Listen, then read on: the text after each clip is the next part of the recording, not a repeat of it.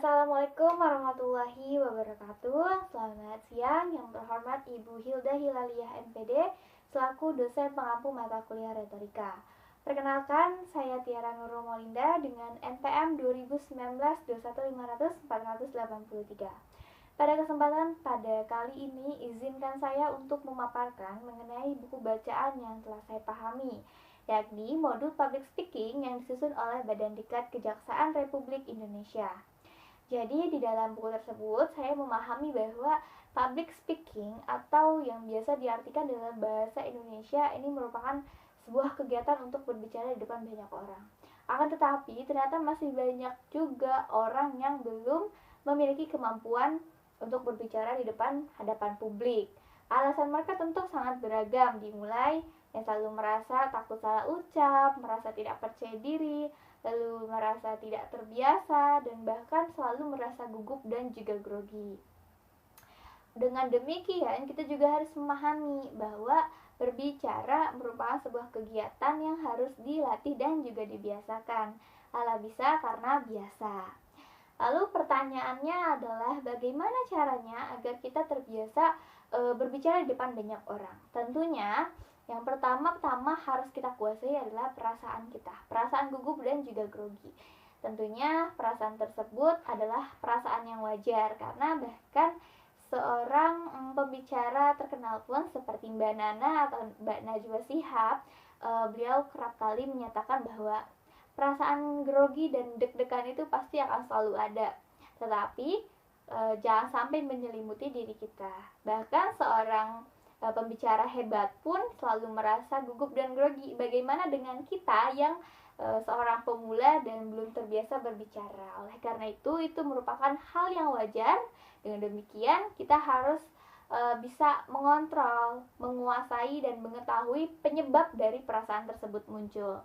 Umumnya, perasaan gugup dan grogi muncul ini karena kita tidak siap, baik secara fisik maupun secara mental. Dan mental ini umumnya dipengaruhi karena kita tidak siap secara materi. Kita masih grogi, masih gugup dengan materi yang hendak kita sampaikan. Oleh karena itu, perbanyaklah berlatih dan membaca mengenai materi yang hendak disampaikan. Dengan demikian, kepercayaan diri kita akan muncul dengan sendirinya karena kita sudah merasa siap, baik itu fisik dan juga secara mental. Yang perlu diperhatikan juga adalah ketika dihadapkan dengan banyak pendengar, penonton, itu kita harus mengontrol pernafasan kita. Karena jika kita tidak bisa mengontrol hal tersebut, maka akan menimbulkan masalah.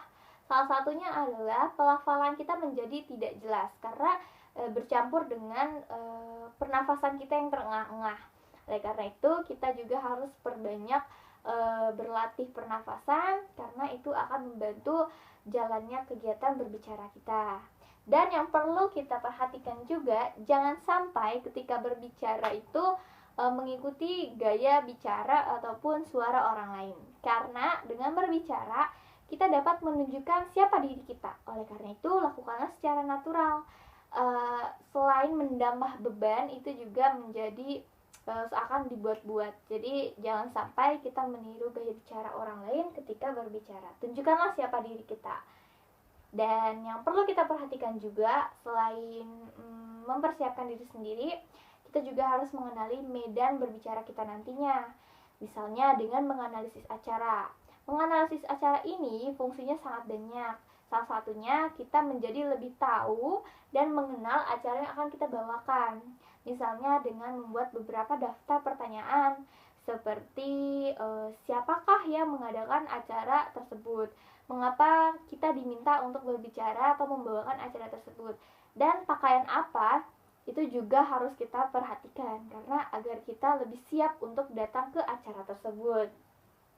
Dan yang perlu kita perhatikan adalah meninjau profil audiens karena kerap kali ini terlewatkan, padahal fungsinya sangat banyak. Karena bagaimanapun pendengar datang itu membawa berbagai harapan terhadap apa yang akan kita bicarakan.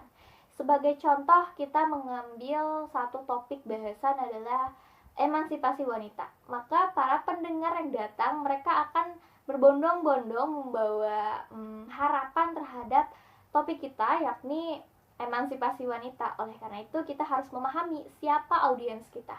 Karena dengan satu topik bahasan yang sama, tetapi audiensnya berbeda, tentu gaya bicara kita akan berbeda, pembawaannya akan berbeda, lalu beratnya materi pun akan berbeda. Misalkan emansipasi wanita di hadapan para audiens anak sekolah dasar, atau emansipasi wanita di hadapan para mahasiswa, tentu itu akan berbeda segala halnya. Oleh karena itu, kenali dulu siapa audiens kita. Lalu yang perlu kita perhatikan juga adalah mempelajari lokasi. Dengan mengetahui di mana letak kita akan berbicara, itu akan membantu proses berbicara kita. Karena bagaimanapun ketika kita mengetahui, menguasai panggung, itu akan mendorong keberhasilan berbicara kita juga.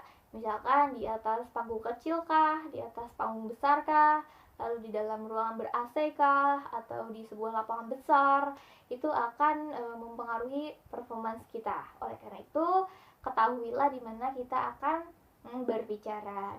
Nah, demikianlah pemaparan dari buku yang telah saya pahami. Jadi pada intinya dalam berbicara itu harus memiliki banyak persiapan. Karena bagaimanapun ketika kita tidak mempersiapkan segala sesuatu, itu sama saja seperti kita mempersiapkan kegagalan diri sendiri. Oleh karena itu, persiapkanlah segala sesuatunya, perbanyak latihan, perbanyak membaca materi yang akan disampaikan, dan sugesti diri bahwa kita mampu untuk melakukannya. Baik, sekian yang dapat saya sampaikan. Kurang lebihnya mohon maaf, semoga bermanfaat. Terima kasih. Wassalamualaikum warahmatullahi wabarakatuh.